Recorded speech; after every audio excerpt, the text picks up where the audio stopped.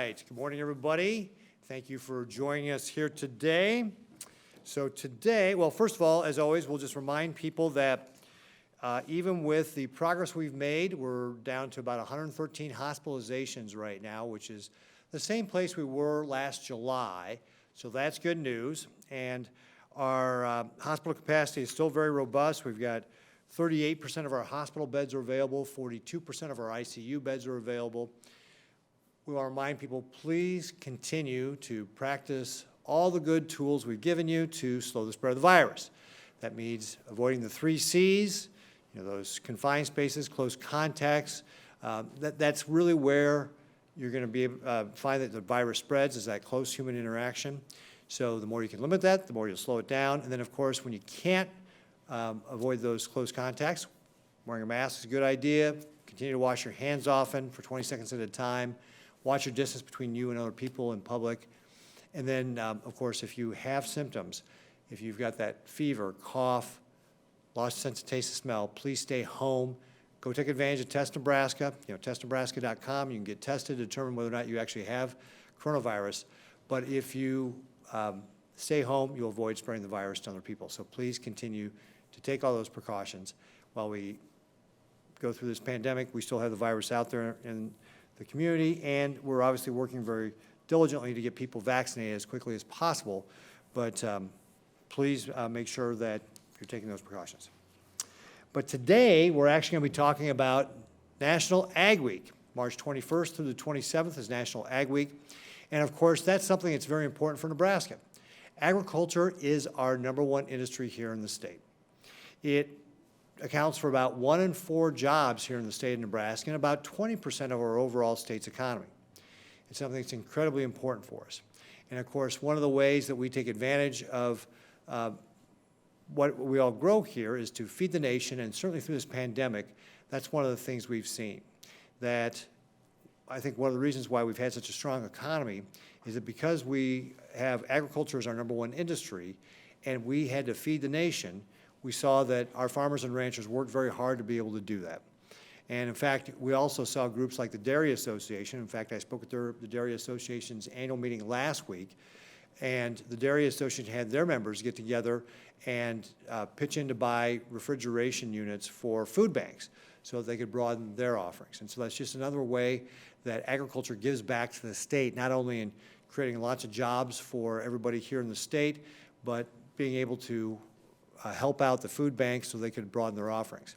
And even with the pandemic, for example, dairy was up 3.6% in production last year. So we saw continued increases in production.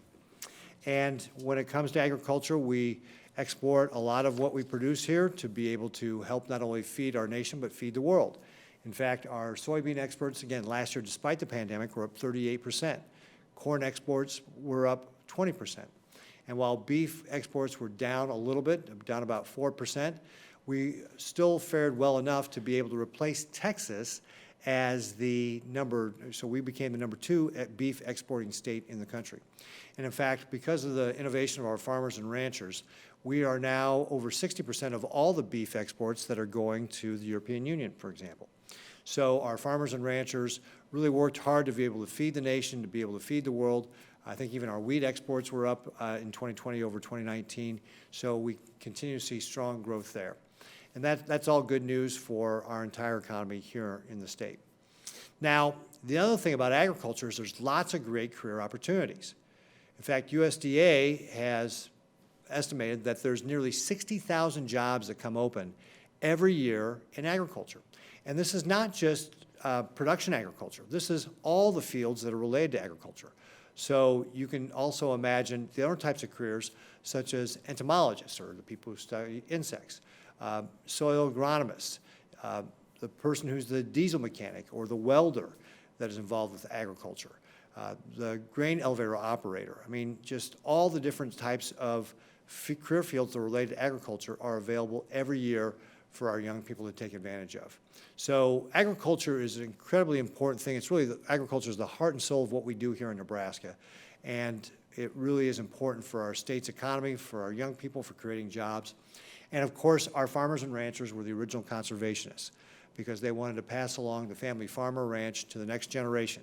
So they took care of their animals and the land to be able to do that. And in fact, every year we, in cooperation with the Sand Foundation, do the Aldo Leopold Award to be able to recognize those Nebraska farmers and ranchers who are really being innovative with regard to how they take care of the environment. So we've got a lot of things that are important with regard to agriculture, and so I will be signing a proclamation declaring it Ag Week here in Nebraska. And to be able to help us talk a little bit more about that, we've got Director Steve Wellman, who's the Director of Agriculture here at the state of Nebraska, and also Mark McCarg, who is the President of the Nebraska Farm Bureau. I'm looking for the proper pen here. Hold on just a second. And I will sign our proclamation, making it official that we have Ag Week here in Nebraska. So we are officially proclaimed. All right, with that, Director Wellman, will you come up and talk to us a little bit more about agriculture here in the state of Nebraska?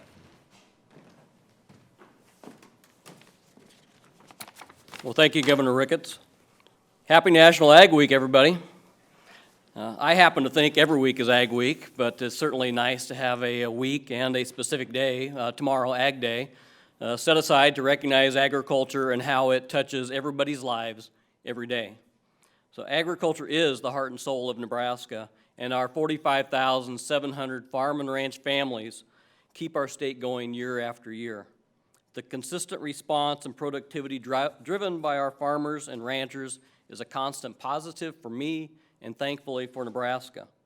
Our producers and the businesses that support them deliver a safe and sustainable supply of food, feed, and fuel for us and for consumers around the world.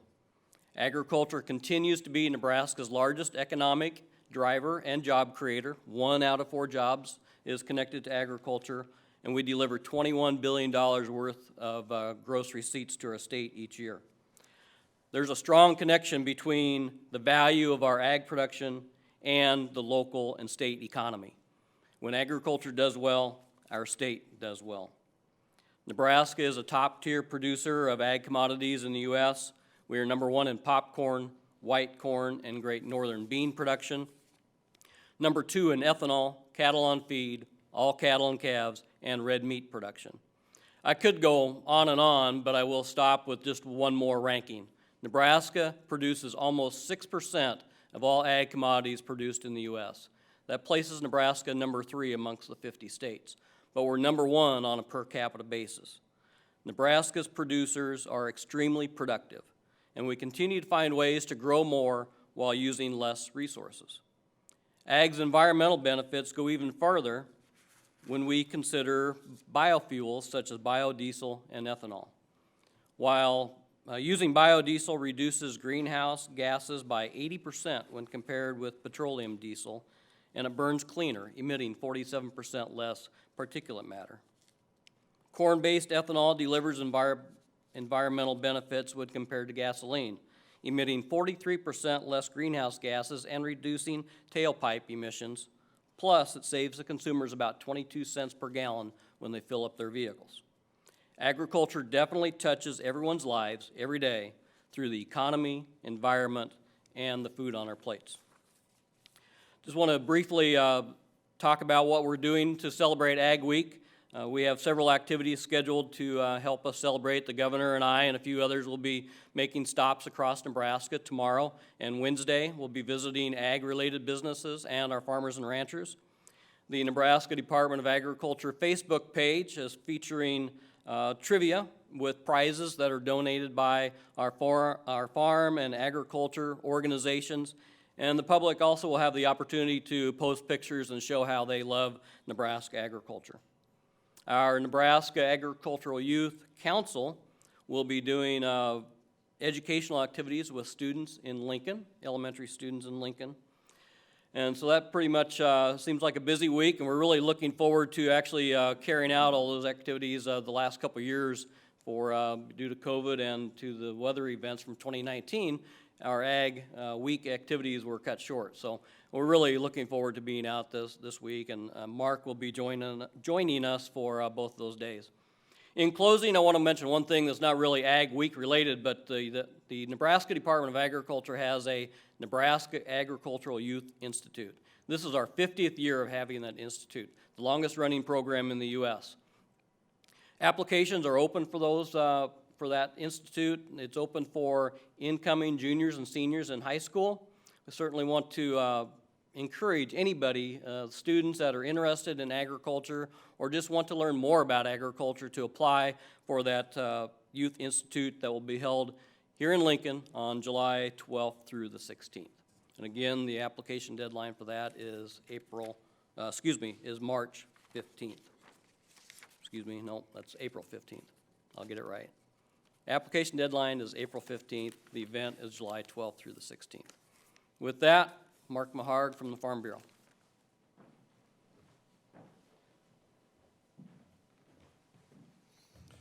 Well, good morning, everyone. It is my privilege to be here on behalf of Nebraska farmers and ranchers as well. Thank you, Governor Ricketts. Thank you, Steve Wellman, for allowing me to be a part of this morning's proclamation and kicking off National Ag Week and Nebraska Ag Week. I farm in Central City, Nebraska.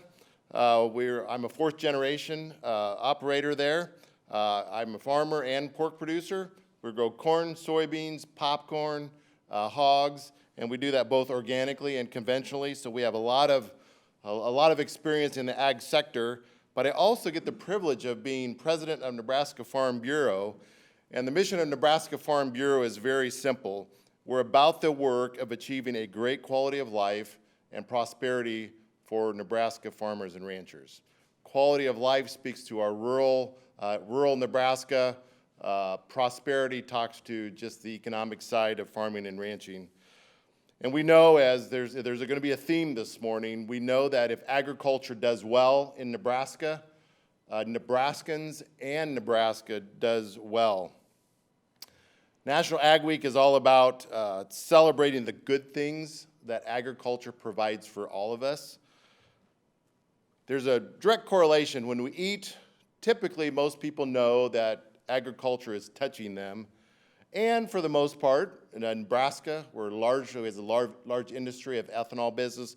A lot of us understand that when we fuel our car, a lot of times that's connected to agriculture. But one thing that a lot of people don't know is when you go and you buy clothes and you have the clothes on your back, you're connected to agriculture. The soap near your sink comes from ag products. The paint on your wall comes from ag products. Medicine in your cabinet comes from ag products. All these things are basic necessities that all of us get touched by in agriculture. As a pork producer, there's this little things that a lot of people don't know, but do you know that there's 185 consumer products that come out of one pig? That's different things that come out of pig than bacon. We all like bacon. Ham, Easter's coming up. But 185 other products that come out of a pig that's consumer related. Well, National Ag Week is also time to look at our progress and really to look forward. When it comes to agriculture, I can tell you there is an incredible story.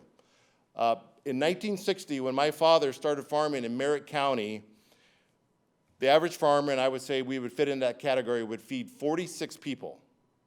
On that same home farm that I get to farm, in 2021, we feed 166 people coming off the same set of acres. That's what technology and innovation has done for agriculture in Nebraska and around the country. That story is consistent, whether you're talking about row crops or you're talking about livestock farming, and it comes to as we think about how we've used our natural resources. Again, an incredible story. Well, when I look to the future, we know that, again, when it comes to farmers and ranchers, that all does, agriculture starts on the farms and ranchers, but it's more than just that. Director Wellman talked about the fact that there was a lot of people involved in agriculture. If you're a young person listening today, I want to appeal to you that there is a place for you in agriculture. It doesn't matter your background. There is a bright future in agriculture, and we need all kinds of skill sets to make ag in Nebraska work. So things like computer science, biotechnology, engineering, robotics, food science, foreign language as we work to move our products into the international market, and the list goes on and on. I want to ask you, Nebraskans, to help us celebrate National Ag Week and Nebraska Ag Week. I also want to thank our partners all across Nebraska that not only are involved in agriculture, but are involved in processing, value-added, manufacturers, the grocery stores that take our product in and sell them to the end user. Again, I want to thank Governor Ricketts for this opportunity to be here, and let's all celebrate National Ag Week this week. Thank you.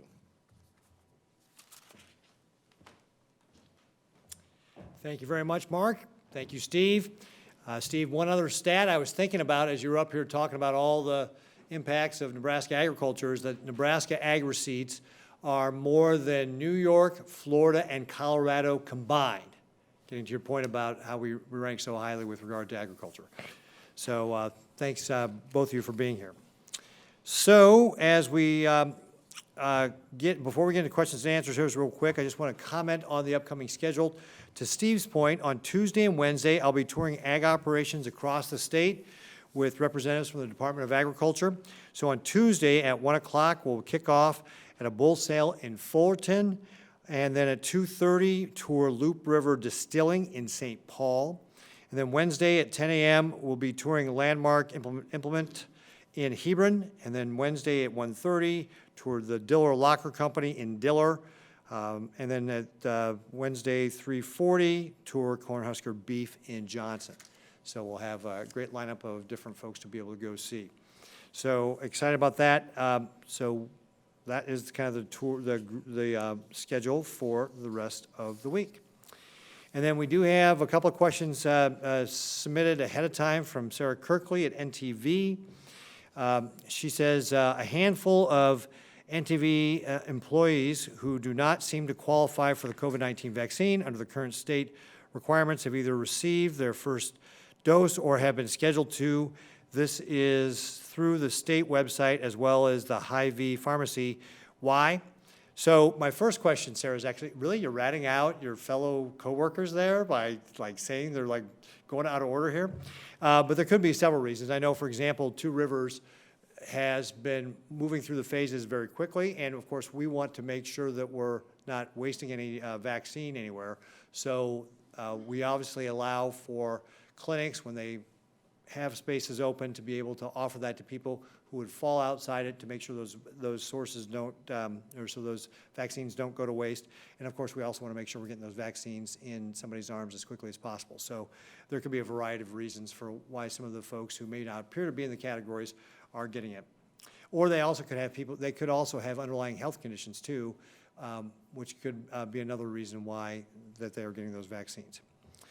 Also, there are repercussions from the state, other repercussions from the state to pharmacies or health departments if they don't follow the current guidelines.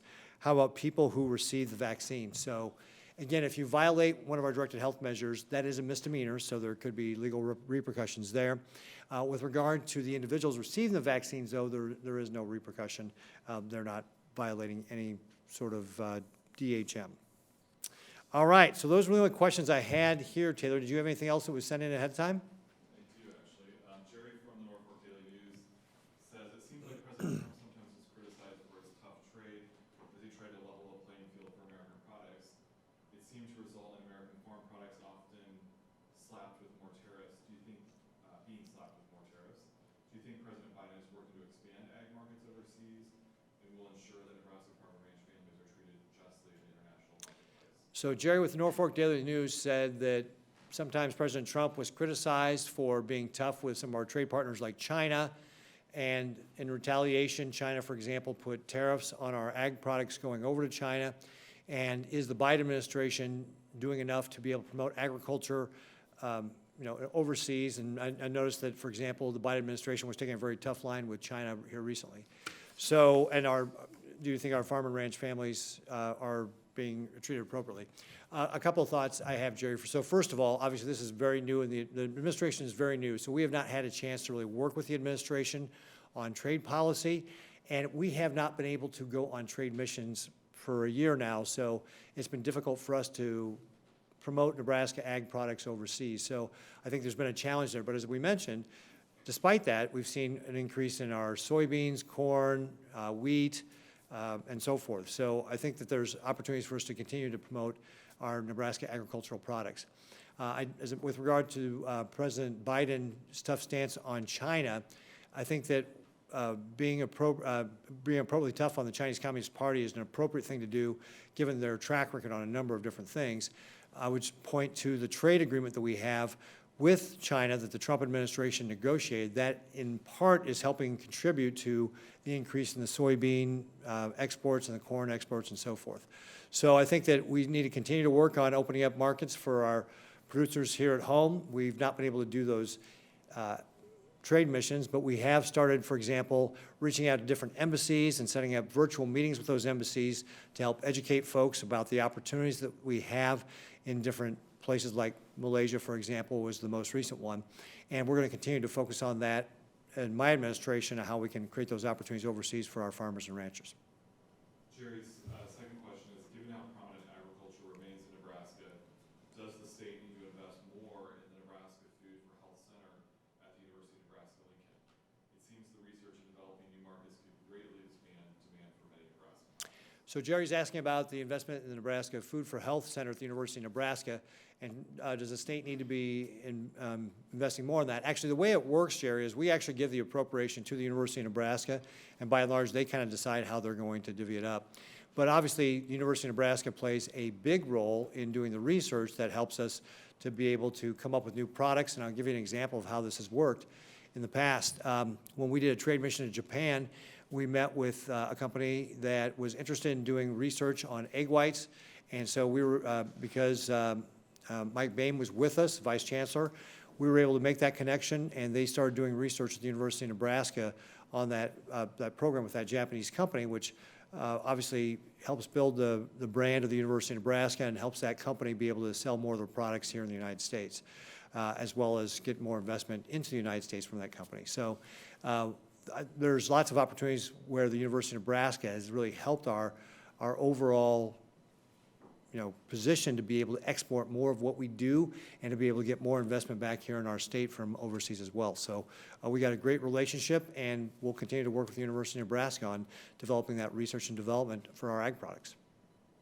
Patrick at News Channel Nebraska asks, following Meat on the Menu Day, has there been any response from Nebraska's primarily plant-based farmers, in particular the soy industry? If so, what has been the consensus from those farmers and industries? So the question was, with regard to meat on the menu, has there been any response from farmers that are plant-based, our soybean farmers and our corn farmers, who often also have livestock too, I might point out. And I have not received any direct feedback. As I mentioned, our exports are up. And then also, we need to remember that a lot of those products that we grow here in Nebraska, like our corn and soybeans, go to feed livestock. And so this is really a synergistic thing here in Nebraska with our row crops and our farmers and our ranchers and everything. Steve, do you have anything that you want to come up and say additionally with regard to that?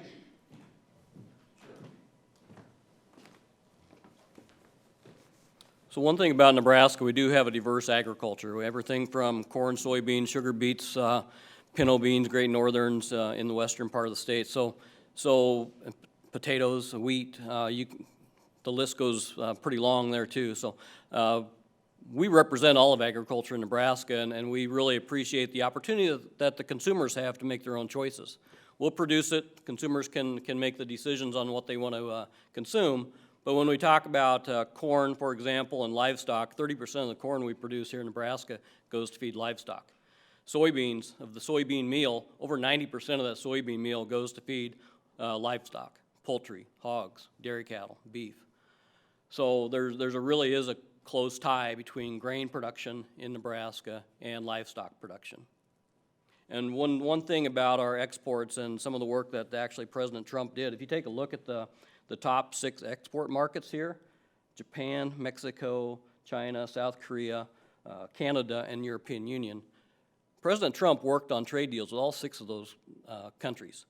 And Nebraska has improved our footprint in all 6 of those countries because of the deals, the Japan Phase 1 deal, the China Phase 1 deal, the United States, Mexico, Canada agreement. And then also the European Union. Governor mentioned that Nebraska exports over 60% of the U.S. beef from Nebraska that goes to the European Union. 60% of that from the U.S. comes from Nebraska. That's because the quota rate was lifted through a trade deal that President Trump did with the European Union. So we have great examples of work that was been done in past, and we certainly anticipate that President Biden will do more work on trade to expand our footprint and our opportunities out there. Thank you. Thank you, Steve. We have a couple questions from Ruta at KMTV. Okay, Ruta Elsinita at KMTV has a couple of questions. AstraZeneca is the newest vaccine to show effectiveness against coronavirus. How beneficial would another vaccine be for Nebraska? So Ruta's asking about AstraZeneca and would it be helpful to have another vaccine available? And the answer is, of course, yes. That the more vaccines we have, the more that we can distribute to people and get vaccines in arms. That's how we work our way through this pandemic. So the more that we, when you get a vaccine, it allows your body to develop those antibodies. Those antibodies are what fight off the disease and keep you out of the hospital and ultimately prevent death. So the more that we can get that to folks, the better off we're going to be. And then she had a question along these lines for Dr. Anton. She said there were concerns with the AstraZeneca vaccine in Europe causing blood clots. How comfortable would the state be in using this vaccine on residents now that efficacy has been shown to be high? So Dr. Anton, you want to come up and talk about the efficacy of AstraZeneca and some of the issues they've had? So initially, the AstraZeneca vaccine, when it was studied in South Africa, was not as efficacious against the South African variant. And it's very similar to Johnson & Johnson as far as all 4 now, if we include AstraZeneca, which will be, I think, asking the FDA in the next few weeks for an emergency use authorization, all 4 will show 100% effectiveness in preventing hospitalizations and deaths. Now, there was some concern with the AstraZeneca as far as promoting blood clots, but as far as I know, there's no real significance between the vaccine and developing more blood clots. They're working out that data now, but as far as I know, it's not a concern.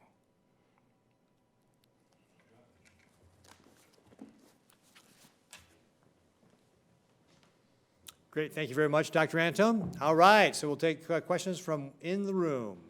Martha, how are you? Good. Good. And my question is, now that we've moved into the new age group, when do you anticipate getting your vaccine? So the question from Martha at the Omaha World Herald was, now that we've moved into the age category 50 to 64, and I fall into that category, when do I anticipate getting my vaccine?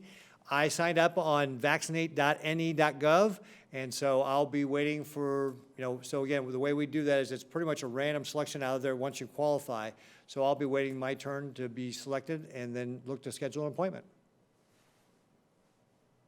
Yeah, but I'm a Douglas County resident, so I think Dr. Port, and actually she wanted me to say this last week. So one of the things we do with the health directors is we give them some flexibility when they're implementing these things. And I believe Douglas County is starting with 60 to 65-year-olds first.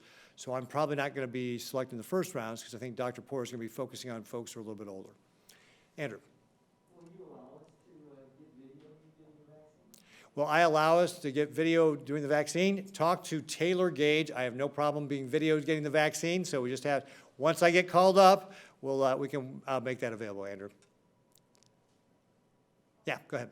How satisfied are you with the amount of vaccines you're receiving from the federal government? And in comparison to other states, are we getting our fair share?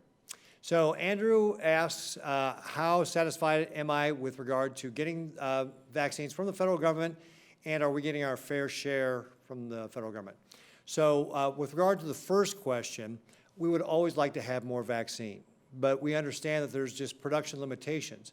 And over the course of the last couple of months, we have seen the amount of vaccine increase. And in fact, next week, March 29th, we are expecting to see a big increase in Johnson & Johnson supply.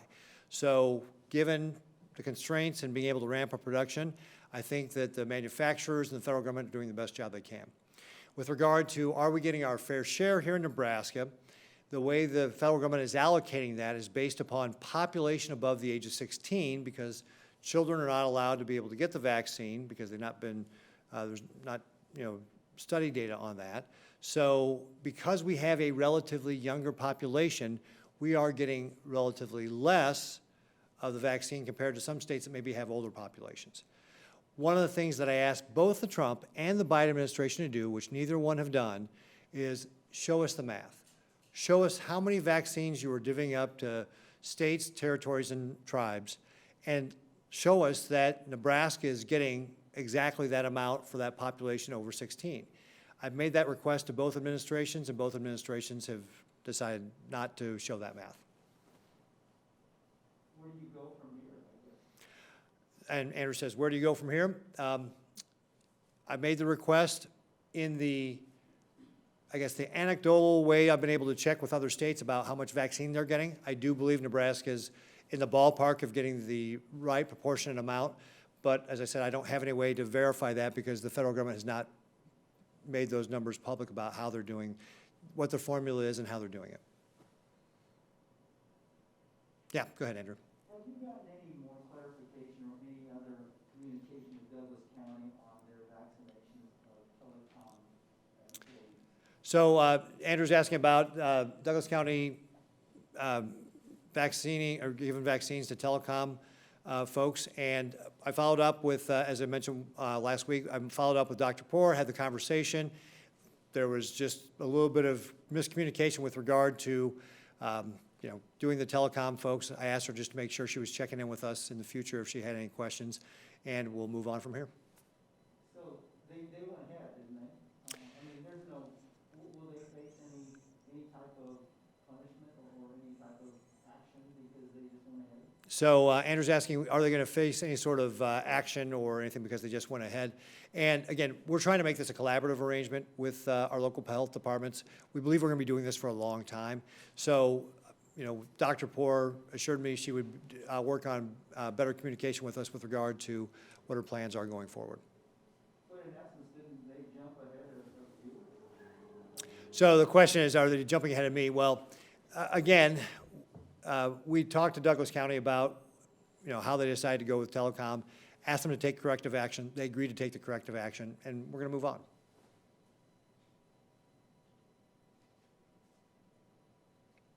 Martha. Governor, are you satisfied with the state's ability to deliver the vaccines? I mean, if we had more vaccines available, could we actually get them to people? So Martha's asking, are we satisfied with our ability to deliver vaccines? And if we had more vaccines, would we be able to get them out? And we're always looking to improve. And that has been the mantra of my administration since I took office over 6 years ago, is that we always want to find ways to do a better job. So we're going to continue to look for ways to do the improve. If we get more vaccines, I am confident that working together with our local public health departments, that we will be able to get those vaccines into people in a very quick manner. I have a question from Grant Schulte. Are we still looking at late April and early May for making the vaccine available to the general public, or has that timeline changed? So the question that Grant is asking from the AP, are we still looking at late April, early May to getting that broadly available to the public and the general public? And I would say that we have not changed our schedule, but again, a lot will depend upon how quickly we get through some of these higher priority age groups like 50 to 64, because that's the next group that's at risk, and what the vaccine uptake is and how quickly vaccine production can be ramped up and if other vaccines become available. So there's a lot of variables out there that we can't predict at this point, but we have not changed our schedules yet. And then Matt Olberding has a question for Dr. Anton, but I don't think we have this answered. He says that, is the state keeping any data on people who are getting coronavirus after getting the vaccination? Matt Olberding is asking, are we keeping track of any data with regard to people who get the vaccine and then get coronavirus afterwards? And Dr. Anton, you want to come up and address that?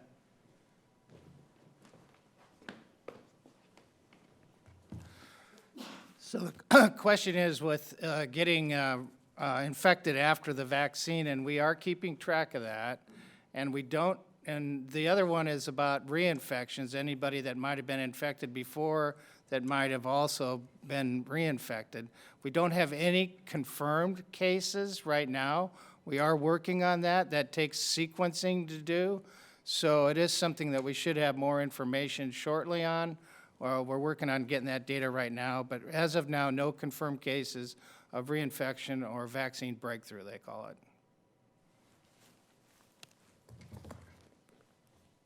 And then Julie Anderson from the World Herald is asking, are there any places in the state where people are not getting the vaccine, places you might be concerned about? Julie Anderson from the All World is asking, are there any places in the state that people are not getting the vaccine or any places we have concern about? I don't believe that there's anything been brought to my attention in any of the health departments about any place in particular that is being left out versus someplace else. Obviously, we want to continue to work to get as many vaccines in people's arms as quickly as possible. We're continuing to do outreach to minority communities to overcome any vaccine resistance there might be there. So, for example, we're doing a number of communication campaigns or reaching out directly through organizations like Charles Drew or One World. So there's a number of places where we want to continue to make progress, but I have not heard of anything in particular where somebody's got a particular concern where we need to address an issue. Dr. Antone, I don't know if you had anything? Nope. Okay. Is that it there? Martha. As far as vaccine resistance goes, some of the, some national stories have said that some of the highest resistance has been among Republicans and men. And so are those groups that you see here as being resistant, and are there efforts to try to reach out to them? So Martha's asking, there's been some national stories that two of the groups that are resistant are Republicans and males, and are we doing anything specifically around those categories to reach out to them? And I would say we're not doing anything specifically around that. I don't know that I have any data from Nebraska that shows that specifically. So, but we are obviously continuing to do our communications campaign at the states. There's the Do Right Now campaign. And we want to encourage people, especially if you're going to be older in one of those at-risk categories, please get the vaccine. As Dr. Antone said a little bit earlier, all the vaccines are 100% effective at keeping you out of the hospital and preventing death. Our Finish Strong campaign prominently features men. And our Finish, thank you, Taylor, and our Finish Strong campaign prominently features men in it. Though I don't know if they're Republicans or Democrats, but they're men. So, Andrew. What's the biggest threat to agriculture today? The question is, what is the biggest threat to agriculture today? You know what? I'm going to let our experts address that. We'll start with Director Wellman, and maybe have Mark McCard come up and say something as well. Director?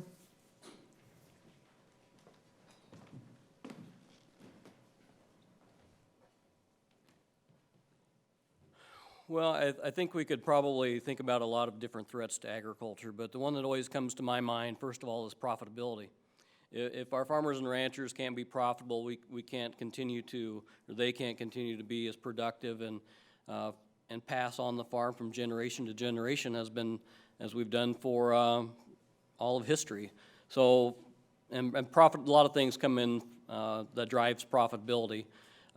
Government policy is a big thing. You know, is policy going to be a hurdle for us in agriculture, or is it going to be something that's helpful?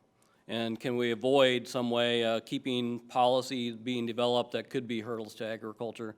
To me, we can do, and farmers do, invest a lot of money through checkoffs in research and development of new products. We're always searching for something else to use our production for that benefits the consumers.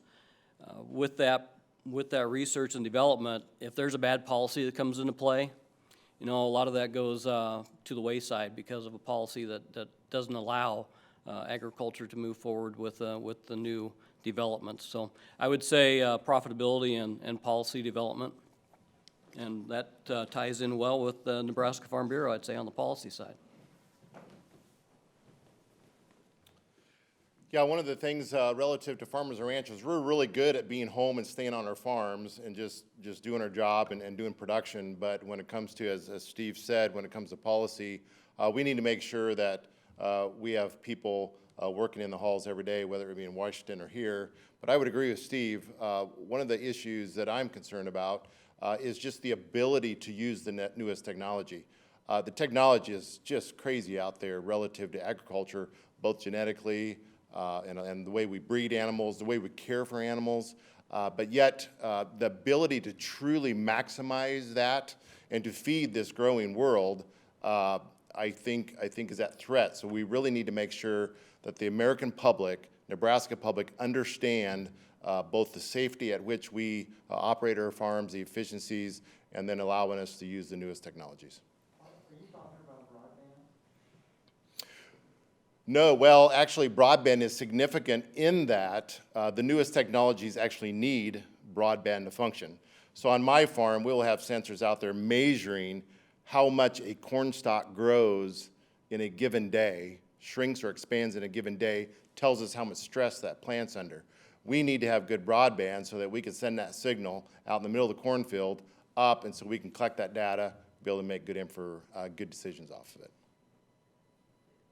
Can you explain a little bit more when you say that the ability to use new technology is threatened? I'm not quite sure I understand. Yeah, so Martha's question is, what is it about new technology that possibly would threaten us to be able to use it? So when you start thinking about things like gene editing and how we do our advancements in how we breed our animals, people are debating the science about that. If things are FDA approved, we believe that we should be able to use that. We've got a number of herbicides that are on the market that are being challenged whether we should use those or not. Some of those herbicides that are being challenged right now are herbicides that are used very broadly and actually allow us to farm a lot of our farms without using much tillage. And we know that if we don't use tillage, we can capture more carbon. But yet we potentially have folks politically that don't want us to use some of those, then that would not be able to allow us to be as effective in climate smart farming. So is the gist of it, though, Mark, then the threat is not being able to use the technology that's out there because of government policy? Absolutely, yep. Thank you. All right, other questions? All right, seeing none. Again, folks, thank you very much for joining us here today. National Ag Week, so please thank your farmers and ranchers for putting food on the table. It's one of the things that makes our state great. As we were saying earlier, it's the heart and soul of what we do. It's what allows us to feed this great nation.